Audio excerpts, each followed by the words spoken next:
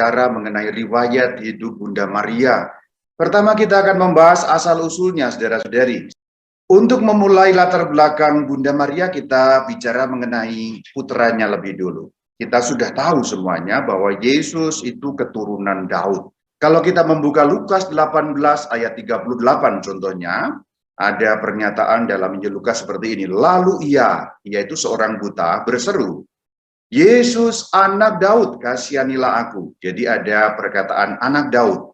Kemudian contoh yang lain dalam Injil yang kedua, Injil Markus, pada pasal yang ke-10, ayat yang ke-47, kita bisa melihat di sana, ketika didengarnya bahwa itu adalah Yesus orang Nazaret, mulailah ia di situ Bartimius berseru, Yesus anak Daud, kasihanilah aku.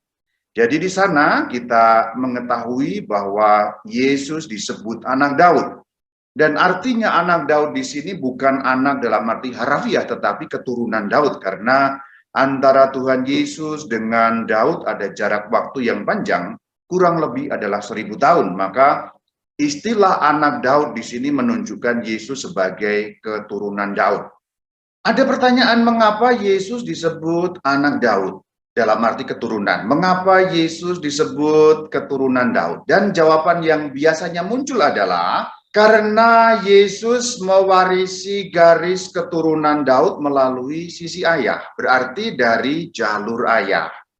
Karena Yosef adalah keturunan Daud, dan itu juga tertulis di dalam Alkitab, maka Yesus sebagai anaknya juga keturunan Daud. Ini digarisbawahi. Ini banyak orang mengetahui dan kita juga mengetahui, umumnya orang tahu bahwa Yusuf adalah keturunan Daud. Lagi pula kalau orang Israel menghitung garis keturunan, dia termasuk suku apa, dia termasuk dalam golongan keluarga apa, dia dihitung menurut garis ayah, berarti sudah tepat. Kalau Yusuf keturunan Daud, berarti Yesus pun keturunan Daud. Karena di dalam pandangan manusia, Yesus Kristus adalah anaknya Yusuf, maka pantaslah disebut keturunan Daud. Kita lihat bagaimana Yesus adalah garis keturunan Daud dari jalur ayahnya. Matius 1 ayat yang ke-20. Tetapi ketika ia, maksudnya Yusuf, mempertimbangkan maksud itu, malaikat Tuhan nampak kepadanya dalam mimpi dan berkata, Yusuf anak Daud, janganlah engkau takut mengambil Maria sebagai istrimu, dan seterusnya. Jadi di situ dikatakan Yusuf anak Daud, ini juga istilah ya, bukan anak dalam arti harafiah. Karena dari zaman Yusuf sampai ke zaman Daud ada jarak waktu 1000 tahun kurang lebihnya. Maka Yusuf anak Daud artinya Yusuf keturunan Daud. Ini jelas sekali di dalam ayat Matius. Demikian juga kalau kita membuka Injil Lukas pada pasal yang kedua ayat yang keempat. Demikian juga Yusuf, ada keterangan nama Yusuf yang saya cetak dengan warna kuning, pergi dari kota Nazaret di Galilea ke Yudea, ke kota Daud yang bernama Bethlehem. Karena, keterangan karenanya ini cukup jelas juga, ia berasal dari keluarga dan keturunan Daud.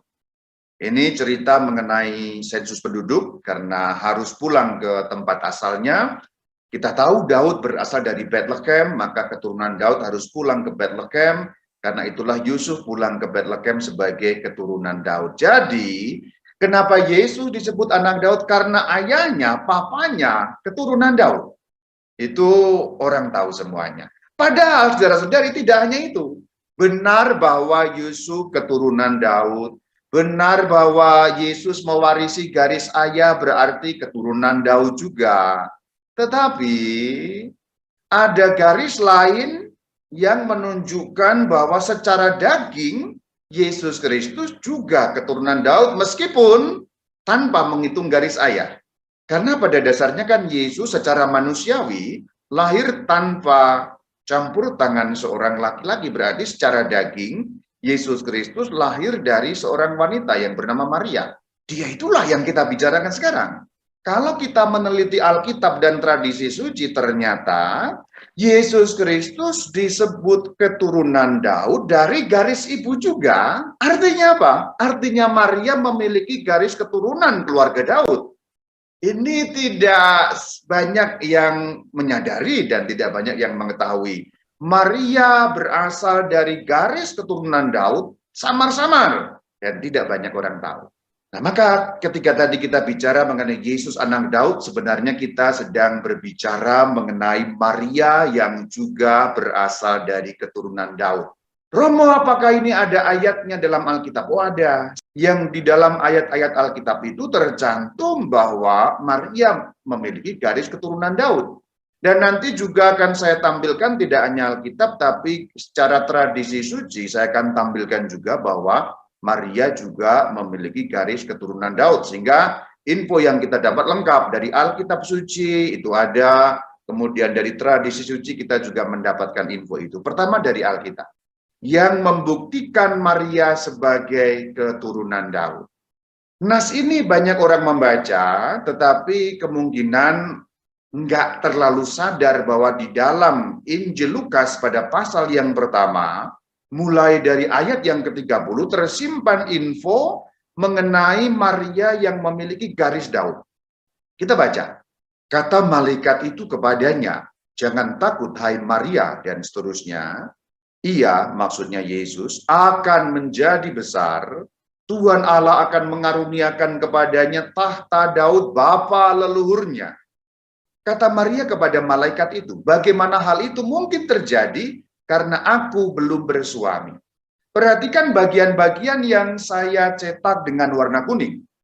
Jangan takut hai Maria, berarti malaikat, yaitu malaikat Gabriel, sedang berbicara kepada Maria, dan keadaan waktu itu Maria belum atau tidak memiliki suami. Maria belum punya pasangan hidup, Maria belum tahu siapa yang akan menjadi suaminya, meskipun memang diceritakan waktu itu masih dalam keadaan bertunangan, tetapi bertunangan berarti belum memiliki suami.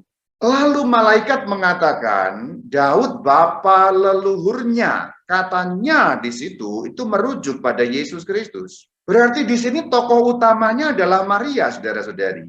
Tokoh utamanya Maria diberi suatu firman yang berasal dari Tuhan dengan perantaraan malaikat, dikatakan nanti anak yang lahir itu, ya dikatakan akan mewarisi tahta Daud bapa leluhurnya.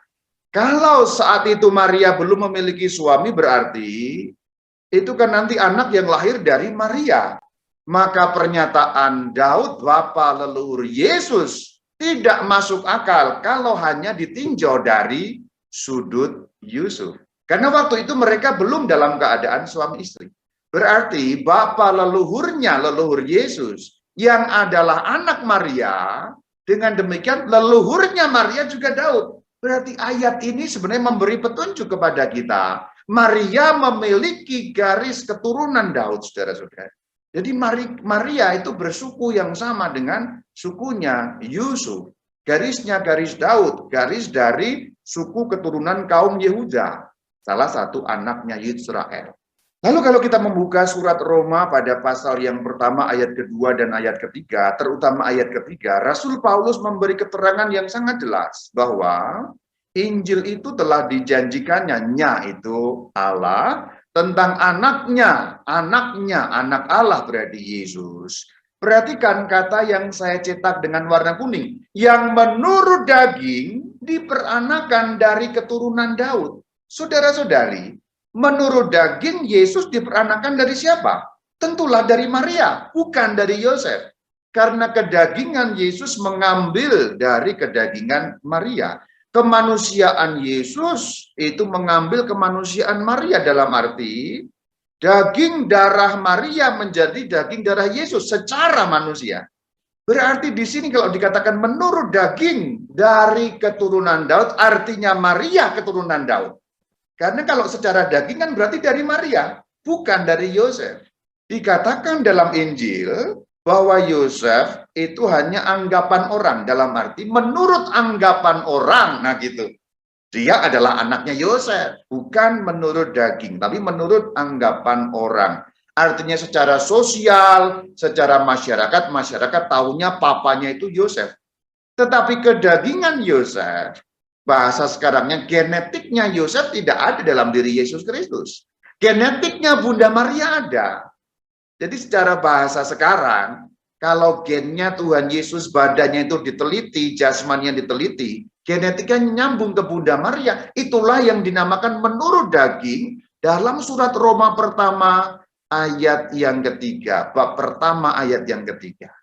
Di sini Paulus memberi keterangan yang sangat jitu bahwa ada alusi di sana menunjukkan Bunda Maria punya garis keturunan Daud. Lalu ayat yang ketiga yang dapat kita kutip, meskipun memang ayatnya tidak terlalu jelas, ada unsur ambigu, tetapi beberapa penafsir mengatakan ayat ini juga dapat menjadi dasar landasan yang menunjukkan bahwa Maria memiliki garis keturunan Daud. Kita lihat, Lukas 1 ayat 26-27.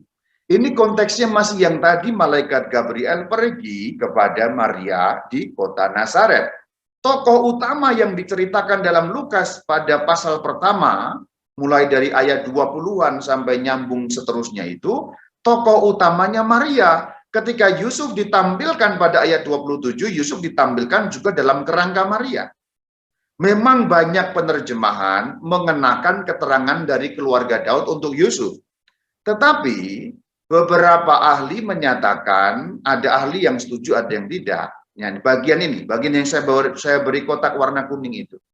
Kepada seorang perawan, jadi subjeknya di situ perawan itu, dalam arti yang dibahas pada adegan ini, perawan yaitu Maria, yang bertunangan dengan seorang bernama Yusuf titik atau koma sampai di situ. Lalu ada keterangan dari keluarga Daud. Beberapa penafsir mengatakan, keterangan dari keluarga Daud itu untuk perawan. Berarti bisa dibaca kepada seorang perawan dari keluarga Daud yang bertunangan dengan seorang bernama Yusuf. Artinya ini memang ada unsur penafsiran. Tentu ada perdebatan secara eksegetis atau secara literal bagaimana para ahli Alkitab bisa berdebat mengenai itu. Tetapi memang ayat itu dibaca seperti terjemahannya bisa juga. Jadi dikatakan kepada seorang perawan yang bertunangan dengan seorang bernama Yusuf dari keluarga Daud. Artinya yang dari keluarga Daud Yusuf. Tapi dibaca demikian juga bisa. Kepada seorang perawan dari keluarga Daud yang bertunangan dengan seorang bernama Yusuf. Artinya yang dari keluarga Daud siapa? Perawan dalam ayat ini. Perawan itu siapa? Nama perawan itu Maria. Memang ayat ini ambigu, tidak terlalu jelas teksnya. Tapi ada dua ayat yang di awal tadi kita sudah dapat menarik satu kesimpulan siapa sesungguhnya Maria, keturunan dari mana. Lalu salah satu bagian dari tradisi suci gereja yang termuat dalam Proto Injil Yakobus pada pasal yang ke-10 menjelaskan dengan sangat jelas. Kalau dalam ayat-ayat tadi mungkin Anda masih belum terlalu jelas, oke. Tetapi dalam Proto Injil Yakobus pada pasal yang ke-10 jelas sekali. Dan imam ingat akan Maria kecil bahwa ia adalah keluarga Daud. Pada waktu itu diceritakan Maria berumur 3 tahun dipersembahkan ke bait suci. Lalu bertemu dengan imam di bait suci. Ini konteksnya. Nanti kita akan ceritakan ketika menceritakan Yoakim dan Ana sebagai mama dari Maria. Maka di sini saudara-saudari kesimpulannya Yesus Kristus anak Daud dari dua garis sekaligus, yaitu dari garis mama dan garis papa. Dari garis papa Santo Yosef, ia keturunan Daud. Garis mama Santa Maria, ia juga keturunan Daud. Berarti Yesus Kristus sah dari sudut apapun sebagai keluarga Daud, sebagai anak Daud, sebagai keturunan Daud. Itu asal-usul. Jadi kita membahas Yesus Kristus, tapi sekaligus membahas mamanya Bunda Maria sebagai subjek yang kita bahas pada pertemuan kali ini. Nah, sekarang kita membahas orang tua Maria yang menurut tradisi suci bernama Yoakim dan Hannah. Bisa dibaca Eliakim, bisa dibaca Yoakim, bisa dibaca Anna, bisa dibaca Hannah, macam-macam. Ya, logat itu macam-macam karena Alkitab kita ditulis di dalam bahasa Yunani, tapi beberapa juga ada pengaruh bahasa Aram. Tapi juga ada terjemahan bahasa Latin sehingga nama kadang-kadang berubah. Tapi versi dalam Latin kita menyebutnya Yoakim dan Anna. Karena kita gereja Katolik Latin, maka kita mengambil yang paling umum yaitu Yoakim dan Anna. Nah, di dalam Proto Injil Yakobus yang tadi bagian awal juga sudah saya kutip, Ini bagian dari tradisi suci gereja. Tulisan-tulisan lain yang di luar Alkitab yang juga digunakan oleh para bapak gereja untuk menyusun tulisan-tulisan para bapak gereja, itu tafsiran-tafsiran juga. Kita lihat di dalam Proto Injil pada bab yang pertama.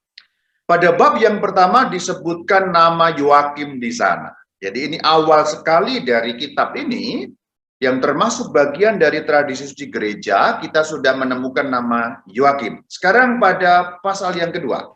Ya, di dalam pasal yang kedua dikatakan dan istrinya, yang di situ maksudnya Yoakim, berarti maksudnya istri Yoakim, namanya Ana, sangat berkeluh kesah dan meratap, dan ia berkata, aku menangis keras karena tak memiliki anak. Jadi di sini diperkenalkan tokoh yang kedua yang bernama Ana sebagai istri Yoakim. Berarti dari Proto Injil Yakobus pada pasal yang pertama dan pasal kedua kita mengenal dua tokoh ini, Yoakim dan Ana.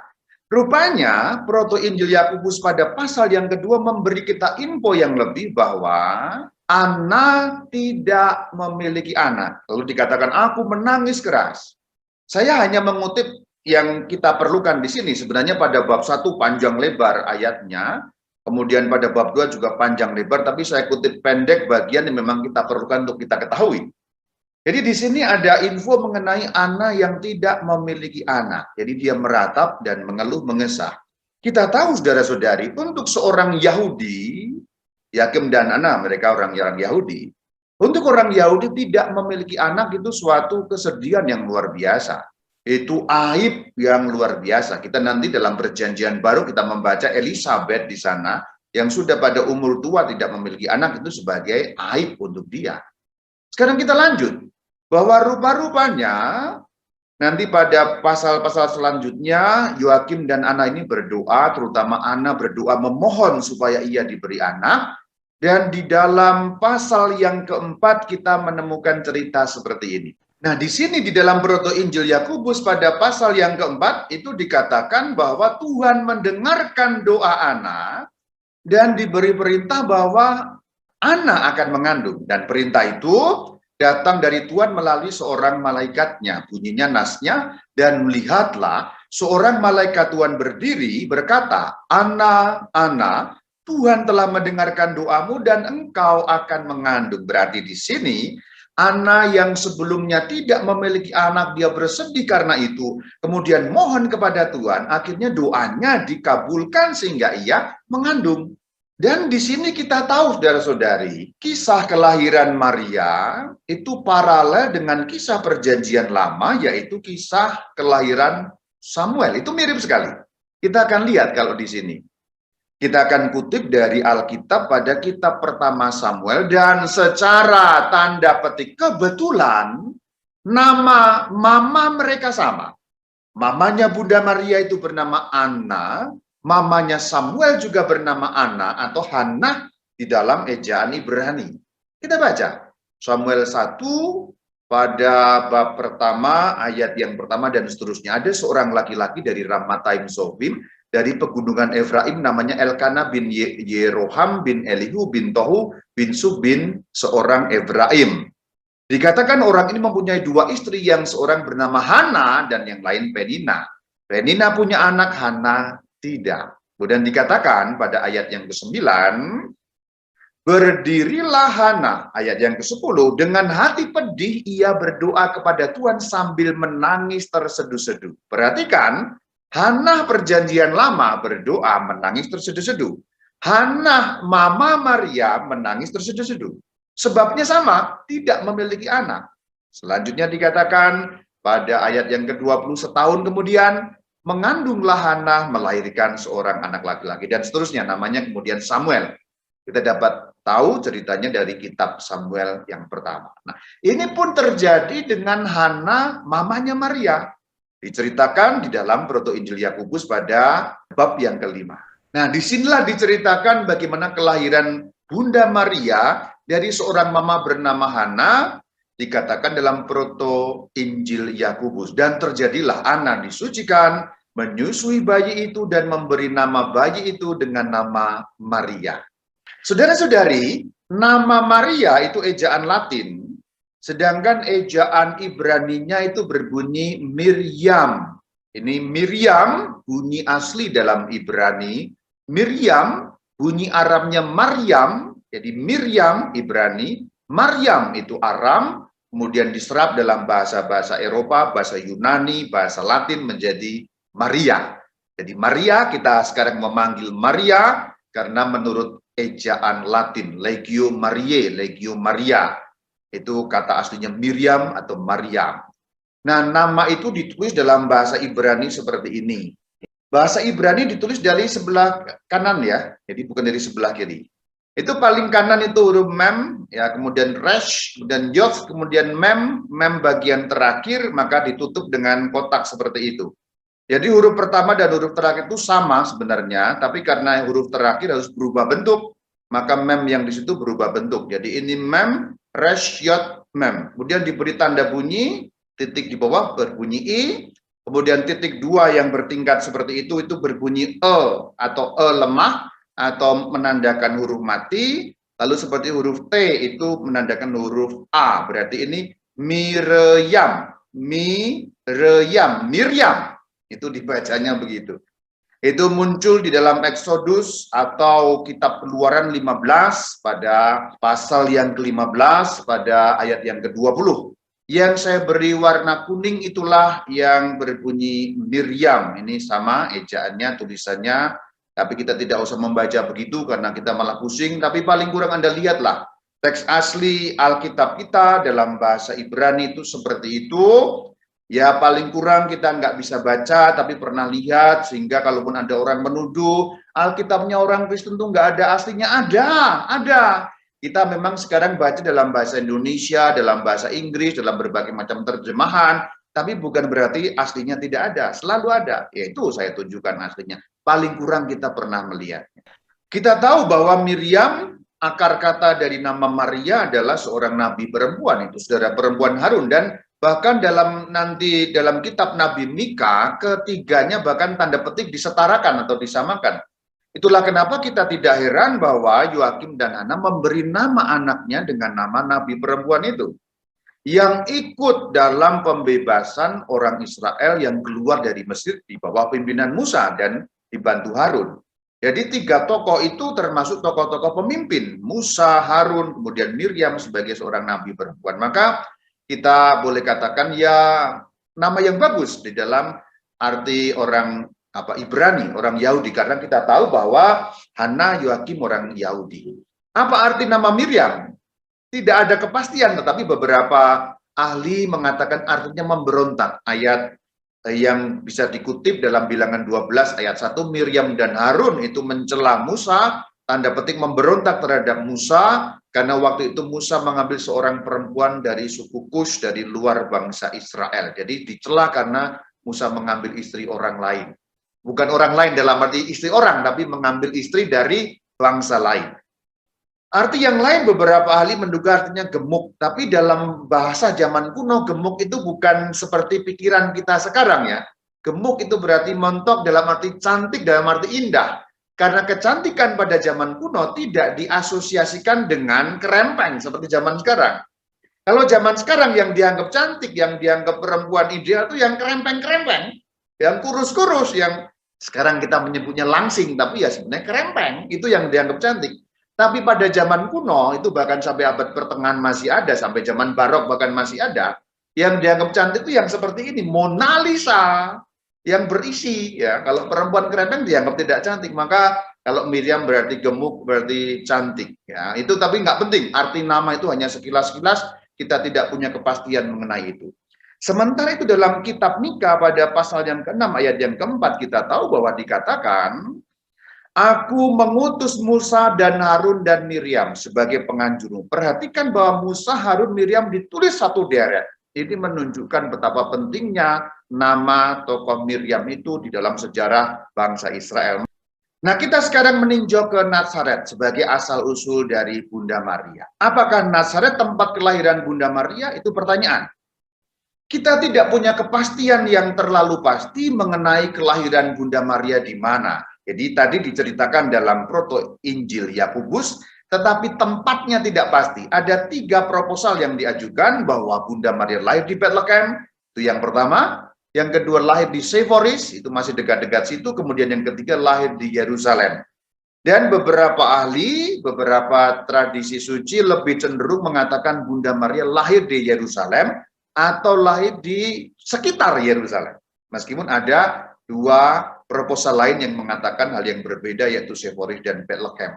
Tetapi Yerusalem yang kiranya dipandang sebagai yang umum diterima sebagai tempat kelahiran Bunda Maria, bukan di Nazaret. Nazaret baru perkembangan kemudian ketika nanti mereka pindah untuk berumah di tempat itu. Sekarang kita bahas mengenai Maria dipersembahkan di Bait Allah. Kita juga tahu bahwa Yesus dipersembahkan di Bait Allah, tetapi Bunda Maria pun dipersembahkan di Bait Allah. Kita juga punya pesta liturginya mengenai itu. Jadi sebenarnya setara. Sang Kristus lahir, ada perayaannya, dipersembahkan ke Bait Allah, ada perayaannya, kemudian naik ke surga, ada perayaannya. Bunda Maria juga begitu. Kelahirannya ada perayaannya, dipersembahkan di Bait Allah ada perayaannya, naik ke surga dalam arti dinaikkan ke surga juga ada perayaannya. Lagi kita membuka tradisi suci di dalam Proto Injil Yakobus pada pasal yang ke-7. Mari kita baca. Dan anak itu berumur 2 tahun. Anak itu maksudnya Maria, anaknya Yoakim dan Ana tadi. Dan Yoakim berkata, marilah kita membawanya ke Bait Allah supaya kita dapat membayar nazar yang telah kita ucapkan. Ini ucapan kepada siapa? Kepada istrinya, yaitu Hana. Selanjutnya di dalam Proto Injil Yakobus masih pada pasal yang ke-7 ada lanjutannya. Dan Ana berkata, marilah kita menunggu tahun ketiga supaya anak ini tidak mencari-cari ayah atau ibunya. Rupanya Yoakim dan Ana bernasyar bahwa nanti setelah anak itu mencapai umur tertentu, ia akan dipersembahkan ke bait suci. Dan kita lihat bagaimana cerita berlanjut masih pada pasal yang ke-7. Dan Yoakim berkata, baiklah kita menunggu. Tadi usulnya 2 tahun, lalu Hana mengusulkan 3 tahun, diskusi suami istri. Ini bagus ya. Jadi dari ayat dalam Proto Injil Yakobus ini kita kemudian tahu Yoakim dan Ana rupanya sebagai suami istri dekat dan mereka bisa saling berbincang-bincang, mendiskusikan perkara keluarga mereka. Baiklah kita menunggu. Nah, artinya Yoakim setuju dengan usul istrinya. Dan anak itu berumur 3 tahun. Artinya setelah berumur 3 tahun, Yoakim berkata, undanglah semua putri-putri Ibrani, supaya anak ini tidak kembali dan hatinya terpikat kepada Bait Allah. Jadi Yoakim dan Ana punya janji untuk menyerahkan anak itu kepada Bait Allah. Itu mirip seperti kisah Samuel. Jadi saudara-saudari, rupanya kisah mengenai Bunda Maria itu sedikit paralel dengan kisah mengenai Samuel. Hana, baik Hana mamanya Samuel nggak punya anak, Hana mama Maria nggak punya anak, setelah punya anak akan dipersembahkan kepada Tuhan dan inilah dipenuhi dalam nazar mereka. Masih lanjut. Dan mereka melakukannya demikian hingga mereka tiba di Bait Allah. Dan imam menerima anak itu, berarti menerima Maria yang masih kecil umurnya berapa? 3 tahun. Menciumnya, memberkatinya, kemudian berkata. Inilah perkataan imam. Dan perkataan imam yang menerima di bait suci itu menjadi seperti nubuat bagi Bunda Maria itu sendiri. Kita baca. Dalam dirimu, maksudnya dirimu di sini dalam diri Bunda Maria, yang waktu itu masih anak berusia 3 tahun. Pada hari-hari akhir, Tuhan akan melaksanakan penebusan bagi anak-anak Israel. Jadi dalam dirimu, Tuhan akan melaksanakan penebusan nanti itu. Terpenuhi nubuat ini. Di dalam siapa? Dalam diri Yesus itu sebagai anak Maria yang diperanakan menurut daging. Dari garis keturunan Daud melalui Maria, juga melalui Yusuf garis keturunannya itu. Jadi di sini imam itu kemudian mendudukan Maria di anak tangga ketiga. Itu masih diceritakan pada pasal yang ke-7 dari Proto Injil Yakobus. Dan imam mendudukannya, maksudnya mendudukan Maria kecil umur 3 tahun di anak tangga ketiga di depan Mesbah. Dan Tuhan Allah memberinya rahmat, maksudnya memberi Maria. Lalu diceritakan Maria menari dengan kakinya, dung tatak dung tatak dung tatak dung. Dan seluruh Bani Israel mengasihinya. Ini cerita bagaimana presentasio Bunda Maria kepada Bait Allah diterima oleh seorang imam. Dan ternyata diceritakan dalam Proto Injil Yakobus pada pasal yang ke-8, Bunda Maria betah kerasan di Bait Allah. Dan orang tua itu saya salah mengetik, harusnya ada katanya ya. Dan orang tuanya maksudnya adalah Yoakim dan anak. Heran dan memuji Tuhan karena anak itu tidak berbalik. Maksudnya nggak ikut lagi mereka pulang, tidak kemudian mama papa. Maksudnya seperti itu. Dan Maria berada di bait Allah seakan-akan merpati yang tinggal di sana. Dalam kitab Mazmur kan sering dikatakan burung yang bersarang di rumahmu itu, maka dibuat perbandingan seperti itu. Jadi Maria di bait Allah, kemudian pada umur 3 tahun itu menjadi anak yang tinggal di sana. Dan ini bukan hal yang aneh, tinggal di bait Allah. Kalau kita membaca Injil Lukas pada pasal yang kedua, ayat 36-37, di situ juga ada seorang yang bernama Hana, lagi-lagi Hana. Kita mengenal 3 Hana ya. Hana mama Samuel, Hana mama Maria, sekarang Hana seorang nabi perempuan dalam Injil Lukas. Ada Hana seorang nabi perempuan anak Fanuel dari suku Asyer. Ia janda berumur 84 tahun. Dikatakan, ia tidak pernah meninggalkan bait Allah. Siang malam berdoa, berpuasa, beribadah di sana.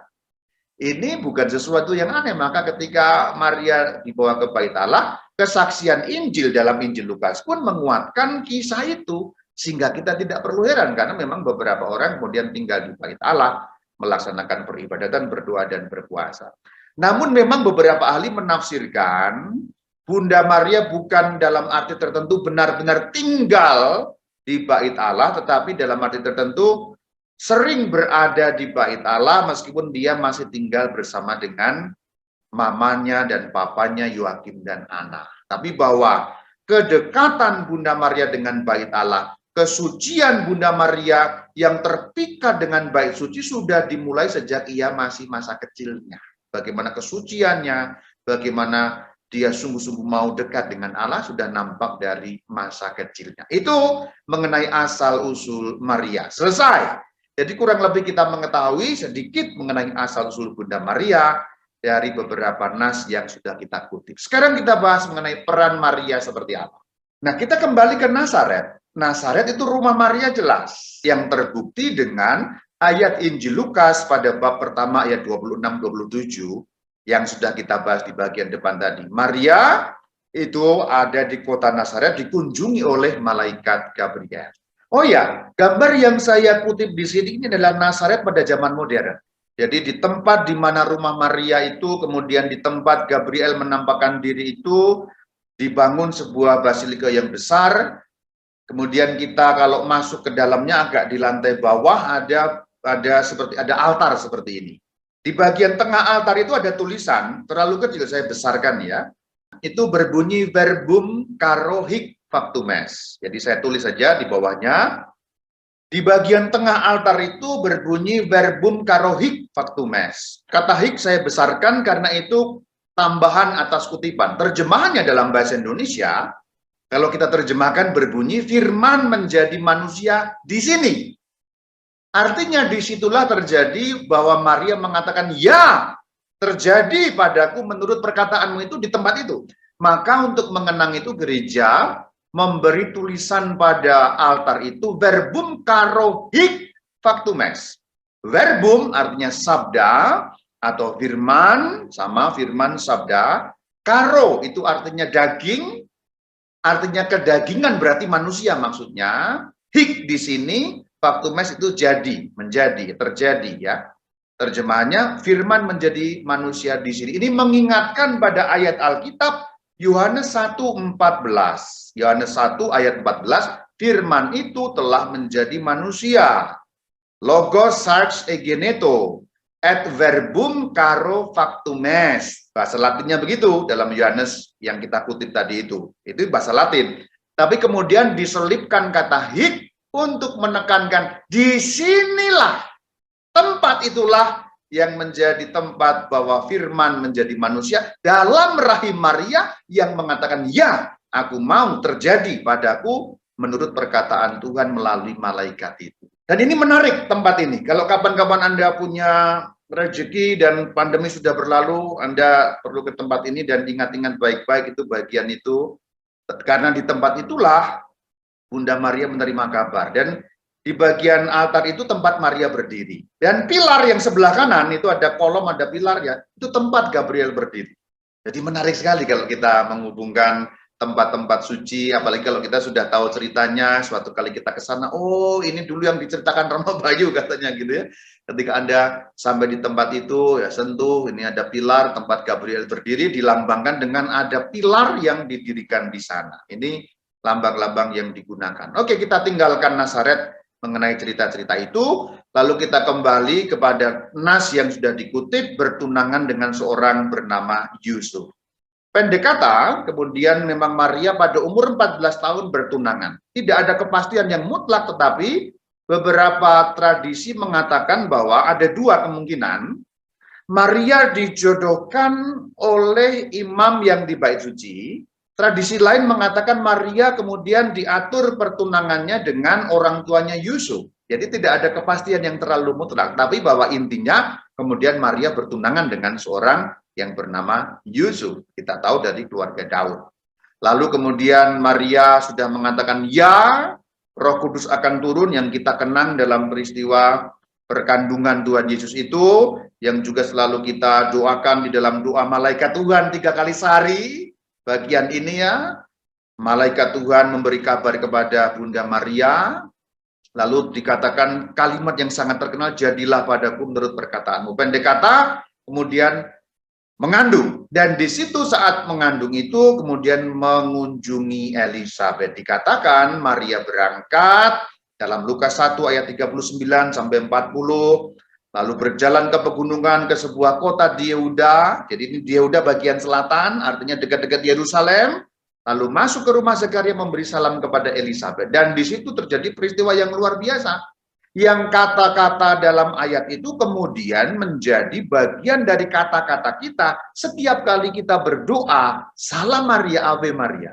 Ya, dikatakan, ketika Elisabet mendengar Salam Maria, anak dalam rahim melonjak, dan Elisabet pun penuh dengan Roh Kudus. Perhatikan bahwa karena Maria sudah dipenuhi Roh Kudus, maka salam dari Maria kepada Elisabet mengantarkan, tanda petik, tentu Roh Kudus turun atas maunya sendiri, tapi tanda petik kita katakan, hadirnya Maria menghadirkan Roh Kudus. Maka Elisabet pun penuh dengan Roh Kudus, lalu dikatakan, berseru suara nyaring, diberkatilah engkau atau terpujilah engkau di antara semua wanita, semua perempuan, terpujilah buah rahimmu. Fructus ventris tui, Yesus. Kita menambahkan kata Yesus dalam doa Salam Maria. Ya, ini kan bagian dari doa Salam Maria. Terpujilah engkau di antara wanita, dan terpujilah buah tubuhmu, Yesus. Ave Maria, gratia plena, Dominus tecum, benedicta tu. Nah, bagian itu ya. Benedicta tu in mulieribus, et benedictus fructus ventris tu, Yesus. Nah, itulah bagian dari ayat ini yang kemudian kita kutip menjadi doa sepanjang masa, kita daraskan. Dan juga di sini terjadi satu kata-kata yang luar biasa, yang sekaligus mengakui keilahian Kristus. Siapakah aku ini? Aku Elisabet, ibu Tuhanku. Padahal Maria dan Elisabet dikatakan sepupuan, tapi dikatakan ibu Tuhanku, ibu junjunganku. Mereka sepupuan loh. Kenapa Elisabet bisa mengatakan seperti itu? Ini tidak mustahil karena pada ayat 41 Elisabet dipenuhi Roh Kudus. Ketika diberi kuasa Roh Kudus, dipenuhi dengan Roh Kudus, Elisabet mengetahui nubuat-nubuat, mengetahui bahwa yang dikandung oleh Maria bukan anak sembarangan. Terbukti anaknya Elisabet melonjak. Disitulah maka muncul ungkapan ibu Tuhanku, ibu junjunganku. Lalu dikatakan di sana Maria kemudian mengungkapkan suatu nyanyian, suatu doa yang sangat terkenal dengan nama Magnificat. Magnificat anima mea Dominum, itu kalimat pertamanya. Dalam bahasa Latin, doa itu berbunyi Magnificat anima mea Dominum. Itulah kenapa doanya kemudian menjadi bagian dari khasanah doa kita dengan nama Magnificat. Itu kan katena itu ya. Betul, Romo, katena legalis. Saya sedikit-sedikit masih ingat karena saya dulu juga pernah ikut Legio ya. Ya. Lukas 1:46 dan seterusnya, jiwaku memuliakan Tuhan. Dan ini nyambung-nyambung. Kalau kita baca Karena ini legioner, saya tidak akan bacakan karena kita sudah ingat, sudah tahu isinya.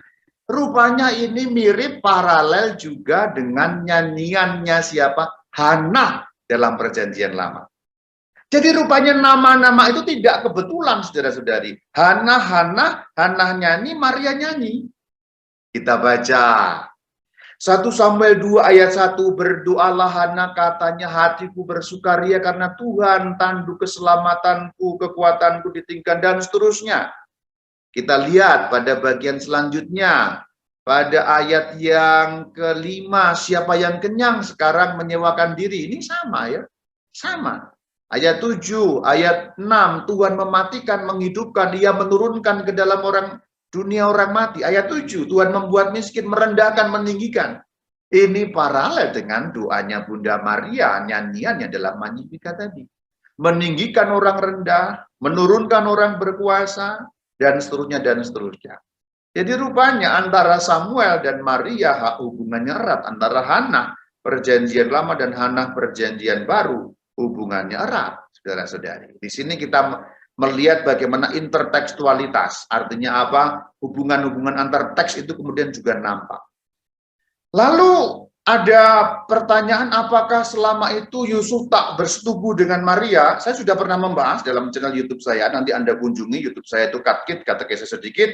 Anda nanti bisa klik, mungkinkah Yusuf tak bersetubuh dengan Maria? Gereja Katolik, Gereja Ortodoks, gereja-gereja yang apostolik, semuanya mengakui bahwa Maria tetap perawan. Sebelum mengandung, selama mengandung, setelah mengandung, sampai akhir hidupnya, semper virgin, tetap perawan. Dan berarti Yusuf tidak bersetubuh dengan Maria? Tidak. Kenapa? Karena Yusuf seorang Yahudi taat, dan dia tahu yang dikandung Maria bukan anak manusia. Dalam arti sembarangan, tapi itu anak Allah yang maha tinggi, berarti Maria tabernakel. Maka Yusuf tidak berani memasuki tabernakel. Singkatnya begitu. Keterangannya nanti dapat Anda lihat di sana melalui channel YouTube Katkit Katekese sedikit. Singkatnya kemudian kelahiran Yesus, Maria bersalin di Bethlehem dalam Injil Lukas 2 ayat 4 ayat 6 kita sudah tahu ceritanya. Kemudian ada beberapa yang rincian disunatkan pada umur 8 hari. Nasnya di dalam Lukas 2 ayat 21, tapi nanti kemudian Maria harus menjalani penahiran karena apa? Karena ada ayat yang dalam Perjanjian Lama, Imamat 12 ayat yang ketiga itu dikatakan hari yang ke-8 haruslah dikerat daging kulit katan anak itu, disunat maksudnya. Jadi keterangan di dalam Lukas 2 ayat 21 pemenuhan dari hukum Tuhan, Imamat 12 ayat 2 ayat 3. Nah, kemudian juga ada waktu pentahiran. Berarti di sini Maria sebagai seorang Yahudi tulen harus mengikuti perintah hukum Musa, hukum Taurat. Maka dikatakan menurut hukum Taurat. Nasnya ada di mana? Lukas 2 ayat 22. Menurut hukum Taurat. Untuk apa? Pentahiran dan juga sekaligus menyerahkan kepada Tuhan. Jadi sama, paralel. Maria diserahkan kepada Tuhan di Bait Allah, Yesus diserahkan juga kepada Tuhan di Bait Allah. Dan Maria sekaligus pentahiran. Itu ayatnya ada di mana? Ada di Lukas 12 ayat 4. Selanjutnya 30 hari lamanya dan seterusnya itu. Nah, ini kita bisa lihat ayat-ayat di sana. Rujukannya dalam Perjanjian Lama juga ada dalam kitab Imamat tadi itu. Jadi di sini Maria melaksanakan hukum Taurat, melaksanakan perintah Tuhan yang tercantum di dalam hukumnya yang disampaikan melalui Musa. Lalu kunjungan kaum Majus itu terjadi setelah sunatnya Yesus. Terjadi setelah Bunda Maria mengalami pentahiran. Ini kunjungan kaum Majusi yang juga dikenal dengan nama 3 raja. Meskipun jumlahnya nggak tentu apakah itu 3 atau berapa. Dikatakan dalam Injil Matius 2 ayat 11. Perhatikan, ayat ini menarik sekali. Sangat menarik. Ini bisa diuraikan sebenarnya, tapi ya saya uraikan singkat saja. Injil Matius itu bercerita dari sudut ayah sebenarnya, dari sudut Yosef sebenarnya. Maka yang mendapat perintah, yang mendapat mimpi dalam Injil Matius, itu Yosef. Jadi Matius bercerita dari sisi Yosef, karena orang Yahudi itu garis ayah. Maka Matius menulis menurut garis ayah, karena apa? Matius itu dulu menulis dalam bahasa Aram, pendengarnya orang Yahudi tulen. maka harus dari sisi ayah. Tetapi ketika tiba di Matius bab 2 ayat yang ke-11, ketika menceritakan kunjungan kaum Majusi, 3 raja dari timur, Yosef tidak disebut bahkan di sana. Jadi mereka masuk 3 orang itu, atau Injil tidak menyebut jumlahnya. Mereka melihat anak itu bersama Maria ibunya. Lalu sujud menyembah dia. Perhatikan, Yosef tidak ada. Jadi menarik bahwa Matius yang menggunakan sisi ayah, kali ini tidak menyebut ayah, tetapi ia menyebut ibunya, yaitu Maria. Menganggap Maria punya nilai penting di sana. Kemudian lari ke Mesir. Betapa sulitnya keluarga ini hidup pada bagian-bagian awal ya. Kita tahu kemudian ada pembunuhan orang-orang umur 2 tahun ke bawah oleh Herodes. Itu sebenarnya urutannya begitu. Mulai dari pentahiran, penyunatan, pentahiran, kemudian Majusi datang, baru kemudian pembunuhan yang dilanjutkan penyingkiran atau pelarian ke Mesir tadi itu. Setelah itu kemudian dipanggil dari Mesir, karena ada ayat dalam perjanjian lama yang mengatakan dari Mesir kupanggil anakku. Nah di Mesir itu ada di gereja gantung, kalau Anda pernah ke Mesir, ini yang bagian warna biru sebelah kiri itu ada gambar bagaimana pelarian Yusuf, Maria, dan bayi Yesus ke Mesir. Ini gereja gantung, gereja dari abad keempat di Mesir, di sekitar Kairo sana, yang di belakangnya ada sumur keluarga kudus, yaitu tempat yang dulu dipakai untuk mengungsi oleh mereka ke Mesir. Jadi ketika mereka ke Mesir, kurang lebihnya berada di sekitar gereja gantung yang sekarang menjadi gereja yang sudah amat tua ini. Gereja ini di bawah pelayanan dari gereja Ortodoks Koptik Mesir yang gereja itu tergabung di dalam gereja-gereja oriental, Ortodoks oriental. Itu rumit, nanti kalau Anda pengen tahu, Anda boleh buka channel YouTube Katkit saya dengan judul 4 gereja apostolik, 2 ortodoks, 2 paus. Itu saya tidak pernah membahas. Tapi ini nggak terlalu penting, saya hanya mau mengatakan di Mesir itu masih ada tempat-tempat petilasan-petilasan di mana mereka waktu itu hadir di tanah Mesir. Kemudian singkat kata hidup di Nazaret. Kita sudah tahu ada ayat-ayat yang kita bisa baca, Matius 2, ayat 21, 22. Dan rupanya bagian ini kita bisa menyimpulkan sebelumnya mereka tinggal di Yehuda. Perhatikan Matius 2 ayat 22. Tetapi setelah didengarnya bahwa Arkelaus menjadi raja di Yehuda, dan seterusnya, ianya Yusuf takut ke sana. Jadi sebenarnya ayat ini mengindikasikan awal-awal kehidupan Yesus, mereka memang tinggal di Yudea, kemungkinan besar tinggal di Bethlehem. Itulah kenapa ceritanya bisa panjang tadi. Penyunatan, pentahiran, kemudian persembahan ke bait Allah, orang-orang Majus datang. Itulah kenapa kalau kita membaca cerita mengenai orang Majus dikatakan rumah. Orang Majus yang datang masuk ke rumah itu. Ini mengindikasikan memang mereka tinggal dalam waktu yang lama, kemudian tanda petik mereka kemudian pindah ke Bethlehem pada masa awal. Tidak segera kembali ke utara, ke Galilea.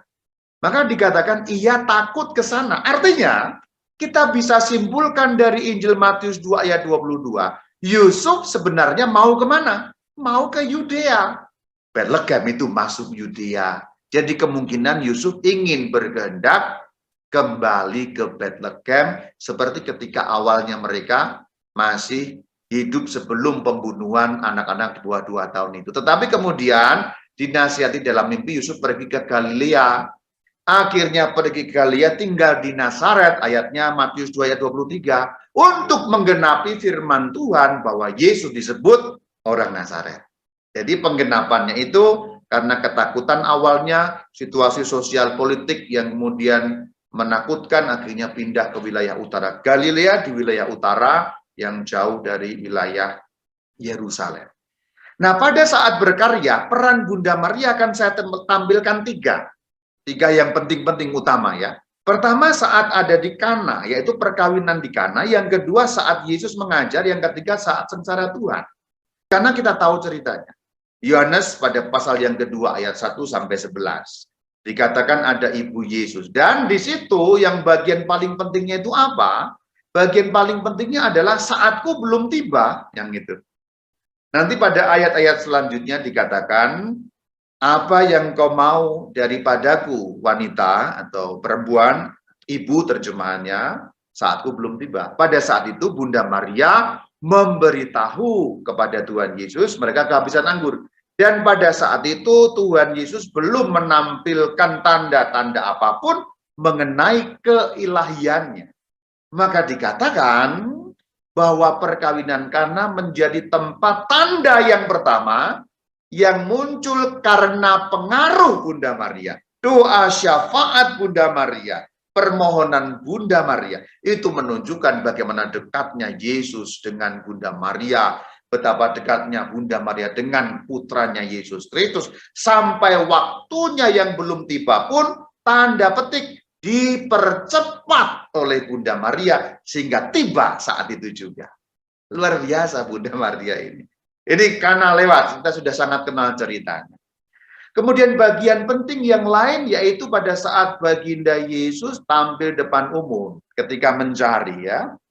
Markus 3 ayat 32 dan seterusnya. Lihat ibu dan saudara-saudarimu di luar mencari engkau, mau menemui engkau.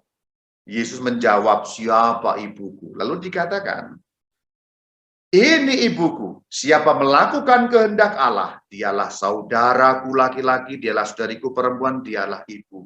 Beberapa kelompok menafsirkan ayat ini menolak Bunda Maria, padahal tidak. Ayat ini menegaskan Bunda Maria bahwa ia melakukan kehendak Allah. Barang siapa melakukan kehendak Allah, dialah ibuku. Tuh contohnya, ibu kandungku melakukan kehendak Allah. Kamu yang bukan ibu kandungku, kalau melakukan kehendak Allah, juga akan jadi mamaku. Ayat itu tafsirannya begitu. Sebenarnya menegaskan bahwa Bunda Maria orang yang melakukan kehendak Allah. Jadi pada saat Yesus tampil depan umum, Yesus memuji mamanya. Secara memang tidak langsung, tapi pendengar sudah tahu, saudara-saudari di sana. Itu kurang lebihnya seperti itu penafsirannya. Lalu bagian terakhir dari peran Maria terkait dengan Yesus pada saat terakhir, kita juga sudah tahu semua. Ibu,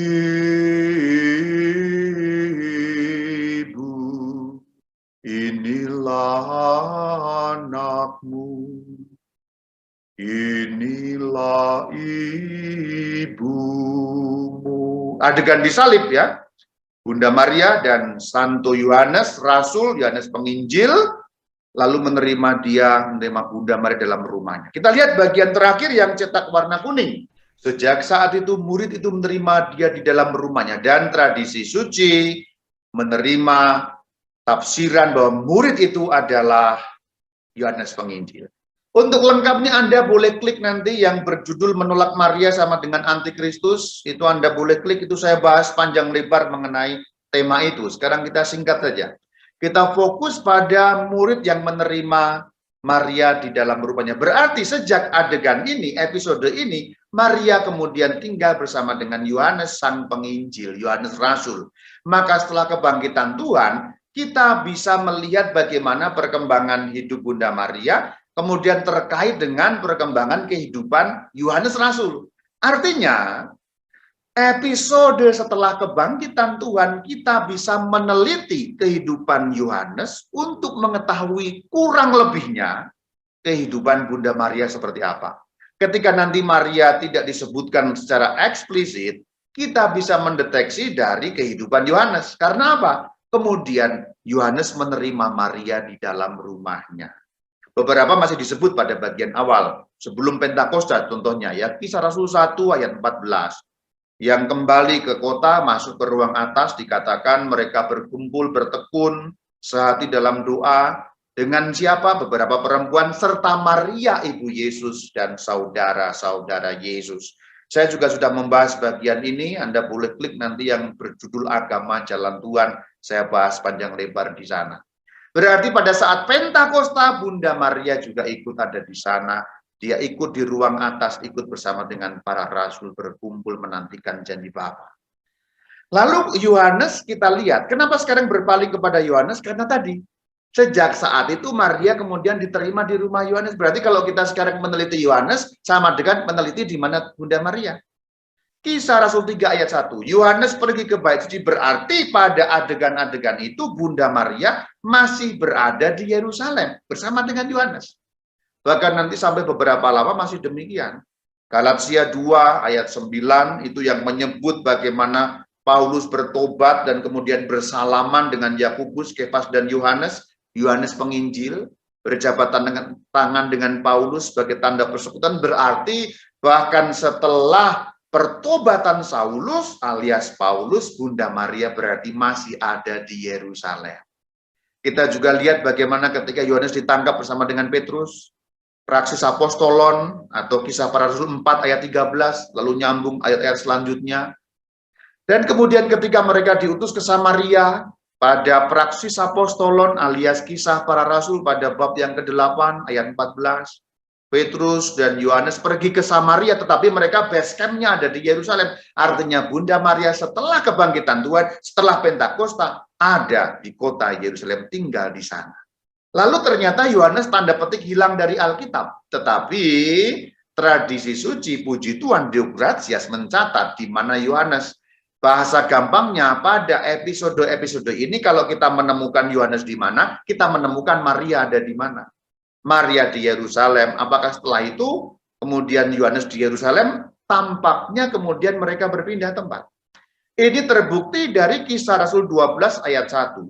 Pada zaman Raja Herodes, ini Herodes Agripa yang dimaksud, ia bertindak keras menganiaya.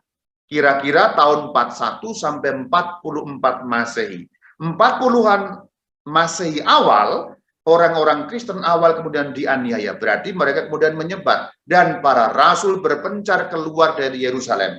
Bunda Maria mengikuti gerak Rasul Yohanes yang keluar dari Yerusalem. Tradisi suci menceritakan bagi kita, di dalam kitab yang ditulis oleh Bapak Gereja yang bernama Eusebius, dalam kitab yang berjudul Historica Ecclesiastica, pada volume yang ketiga, pasal pertama ayat pertama dikatakan Rasul suci tersebar ke seluruh dunia. Kemana? Ada keterangan lanjutannya, masih dalam kitab yang sama. Menurut tradisi, perhatikan, Parsia dipercayakan kepada Thomas dan seterusnya, tidak terlalu penting yang lain, langsung yang warna kuning, Asia kepada Yohanes. Berarti Yohanes pergi ke Asia, yaitu wilayah kota Efesus. Bagian terakhir, meninggal di Efesus. Jadi jelas bahwa Yohanes meninggal di Efesus. Tapi kemudian kalau kita perhatikan, Asia itu bukan Asia dalam arti benua Asia kita sekarang loh ya. Itu Asia itu hanya bagian kecil, salah satu provinsi dari Imperium Romanum pada saat itu.